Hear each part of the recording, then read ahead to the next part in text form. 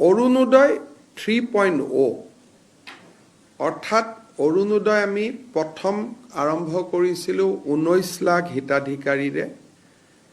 অৰুণোদয় 2.0 আমি সামৰি লৈছিলোঁ 27 লাখ হিতাধিকাৰী। এতিয়া অৰুণোদয় 3 আমি সিদ্ধান্ত লৈছোঁ যে আৰু আমি 20 লাখ হিতাধিকাৰী এই আঁচনিৰ আমি অধীনলৈ আনিব খুজিছোঁ।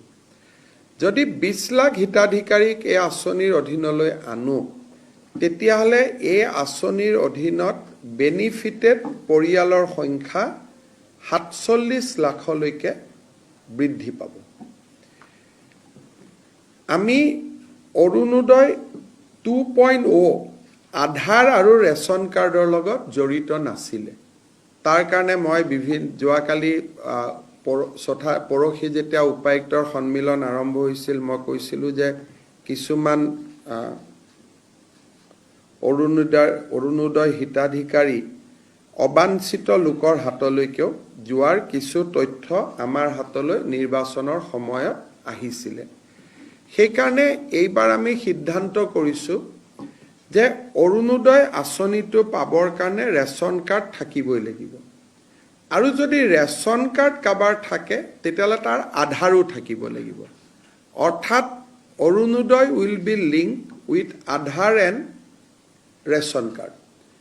সেইকাৰণে বৰ্তমানলৈকে পাই থকা অৰুণোদয় হিতাধিকাৰী আৰু নতুনকৈ 20 লাখ যি হিতাধিকাৰী হ'ব, তাৰ কাৰণে এটা নতুন নিৰ্বাচনী প্ৰক্ৰিয়া এটা আৰম্ভ হ'ব। অৱশ্যে যেতিয়ালৈকে নতুন বেনিফিচিয়াৰী নিৰ্বাচন নহয়, তেতিয়ালৈকে পুৰণাসকলে অৰুণোদয় পাই থাকিব।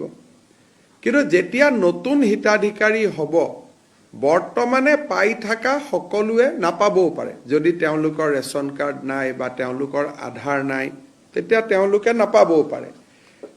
অহা ছেপ্টেম্বৰ মাহৰ পৰা আমি অৰুণোদয় হিতাধিকাৰী 0.3 কাৰণে অৰুণোদয় 0.3 এই হিতাধিকাৰী নিৰ্বাচনৰ প্ৰক্ৰিয়াটো আমি আৰম্ভ কৰিম।